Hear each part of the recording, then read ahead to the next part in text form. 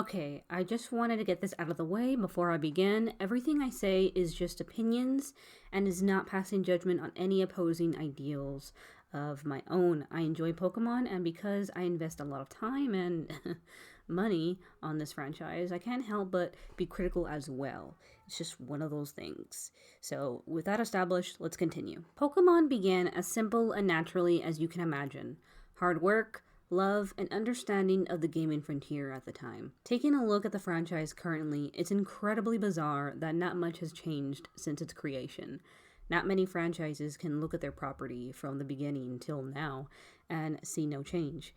Usually there's adaptability with the audience's ages and current gen game software or consoles, but Pokemon has found a way to remain true to their initial themes and formula while holding on to a solid fan base and continuously inspiring and appealing to Pokemon's young audience. Also, if you hear any yelling, screaming children, which is a horrible way to begin a sentence, by the way, note to self, but my neighbor's children are running around, jumping around the stairway, just screaming their lungs out. Hopefully it's not too distracting. Many YouTube channels have covered this thoroughly, and I'm not here to reiterate their research and opinions. I'll link a video or two I found that are especially good covering that topic. However, most of these focuses on games, and I wanted to take a closer look at the Pokemon anime, as this video title says, I believe that although Pokemon is incredibly successful with their clear goal, it's their unchanging formula that also holds their creativity potential back. So, how do I approach this? I think the best way is to briefly talk about the appeal of Pokemon, dissect the formula of the anime, what they're doing right, and comparing other established anime franchises. So, that's a lot. Let's get to it. 24 years after the creation of Pokemon, it still remains as the #1 JRPG game of all time, and currently ranked #2 in video game franchises, #1 being our favorite Italian plumber, Yahoo! And it doesn't seem to be becoming a fad anytime soon. In fact, it's a huge part of people's lives. How is that? What's the appeal? Pokemon was inspired by creator Satoshi Tajiri's childhood love for collecting insects. It's a simple concept that proved to be an appealing JRPG for children and revolutionized the scope of gaming with immersive connectivity and friendly play among friends. Beginning with the first game's Red and Green's integration of cable links that allowed players to trade and battle with each other, to current gen games' competitive play with online battles and national tournaments. But what really makes this franchise broad and wide-reaching is the other complementary products, trading cards, anime, manga, mobile gaming, and other merchandise, all of which are equally huge in their own right. With all of these properties, the Pokémon Company created a perfect business model. Coinciding with the newest game, they would additionally release new TCG cards, content for manga, and story and setting for the newest anime series. With this cycle, the company would always have new Pokemon content to appear across all forms of branding, making every aspect of the company successful. A solid business formula comes at a price, though. No room for outside-of-the-box ideas, innovative mechanics, or radical change in themes. I'll tell you exactly what I mean by shifting the focus on the Pokemon anime. The anime was released on April 1st, 1997. The first season, titled Indigo League, introduces Ash Ketchum, a 10-year-old boy starting his journey as a Pokemon trainer, aiming to be the very best. He gets his first... Oh my god, is it the Palatero Man? It is the Palatero Man! God! Palatero Man, why? He gets his first starter Pokemon, Pikachu, is accompanied by 2 ex-gym leaders, Misty and Brock, and along the way, battle gym leaders for badges. They also involve themselves with strangers, often solving both Pokemon and human counterpart relationships, or solving a mystery that introduces a new Pokemon. Oh, and of course, collecting Pokemon too. The following seasons have the same formula. Ash goes to a new region, gets new Pokemon to complete his 6 Pokemon team. Of course, Pikachu remains, meeting new companions and collecting gym badges and Pokemon. They vary up some of these elements here and there, with changes in the number of companions or group members' gender, or like in Sun and Moon, instead of gym badges, it's Z crystals. Either way, the structure of the show is nearly identical for all 23 seasons. And this is where the franchisiness comes in, and why so many people view the Pokemon Company in a more cynical light. But I can't really blame the show when the company itself is in a creative stronghold. Imagine if Ash keeps his most powerful Pokemon on his journey, enters a new region, maybe grows older, has more to lose, stakes are high, and he completes an arc truly showcasing his power as a trainer. From a franchise standpoint, it would ruin the already established cycle, because the newest Pokemon are in the forefront of the show, potentially losing interest in the new card set releases or any other merch that the company relies on, destroying a firm image 20 years in the making. As an artist, I can't imagine doing the same thing for decades. I would definitely burn out well before then. But if I was a business owner, why wreck what's not broken? And I think at the end of the day, that's the Pokemon Company's bottom line. Don't get me wrong, I love the anime. I'm watching Sun and Moon right now, and there have been moments I've been genuinely impressed with Ash's character and invested in side characters' story arcs, such as Lily, a classmate of Ash's who has a fear of touching Pokemon, making her journey as a trainer seemingly impossible. Turns out she has a deep-seated history that her fear stems from, introducing complicated family relationships that she resolves and overcomes. Now, that is arc, the main character material right there, which brings me to what the Pokemon Company is doing right.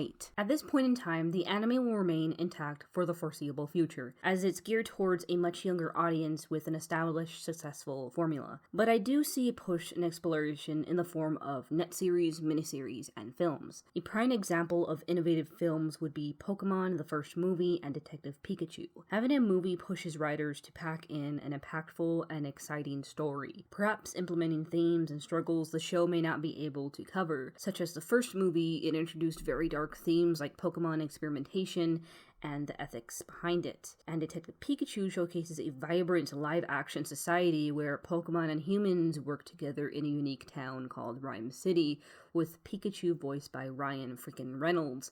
Now, if that's not entertainment, I don't know what is. There's also something I hope Pokemon invests more time in, and that's their net series and miniseries. In 2013, Pokemon Origins streamed on Pokemon's TV service, and there's so much to love about this miniseries. The show was based on the setting and characters from the original video games Pokemon Red and Blue, and it's a breath of fresh air. The animation is phenomenal. They brought to life such exciting Pokemon battles and quality overall. Unlike the main long-running show, there isn't restricted funding or recycled animation. Every frame, every episode progressing is unique and beautifully animated. The animation was handled by Production IG, Zebek, I'm sorry, I don't know how to pronounce that, and OLM Inc. And the series is split up into 4 episodes, each directed by a different director from the studio. Although the miniseries is only 4 parts, it's full 23-minute episodes with great compelling protagonists, clear goals and motivations, and a completed arc. It's so satisfying. It really captured the adventurous nature of the original games while sparking potential for future spin-off series. Then there's the 2016 net series Pokemon Generations that streamed on the Pokemon Company's YouTube channel. It's an 18-part series covering iconic moments throughout 7 generations of Pokemon games. Once again, Studio OLM Inc. was used to create the crazy beautiful animation sequences, so you can bet your Pokeballs the fights are great. They also captured an aspect of the world outside of a young protagonist's perspective on their journey as a trainer. For example, in episode 2, when law enforcement are tracking down Giovanni's location to a gym, it showcases the close relationships of other adults with their Pokemon, such as a Magnemite being used to unlock doors covertly, or using an Arcanine to blast through obstacles. It's just a shame that they're only 4 to 5 minute episodes. Still though, it still showcases glimpses of great world building and opens up so many potential scenarios and deeper interactions rather than an isolated viewpoint, that of the anime series. Now, the newest net series really gets me excited. It was released not long ago this year, called Pokemon Twilight Wings. It's slated to be 7 episodes long, and unfortunately, like the previous net series, it will be about 5-minute long episodes. According to the article on the Pokemon site, this time around, they're using Studio Colorido, responsible for the film Penguin Highway and other really amazing shorts and commercials that I wasn't even aware that they made. But considering how gorgeous and high quality the production is with this net series, I'll definitely give it a watch. In addition to a boost in quality, the setting, location, and character struggles is a first for me. A weak, sickly kid in the hospital as a protagonist? Will his story continue as the series progresses? Who knows? It's gotten a lot of fans excited, but others are just as frustrated as they feel it's just a tease or just a glorified commercial for Pokemon Sword and Shield, which honestly, I do see their point. There have been so many times I became frustrated with a Pokemon anime series. For every great episode with great story, action, and character development, there's these silly moments of Pokemon doing cute things segments, or trainers standing around doing nothing, or Ash forgetting knowledge that he previously learned in other seasons, especially when comparing the previous 3 miniseries I mentioned. The Pokemon animated series definitely makes sacrifices creatively.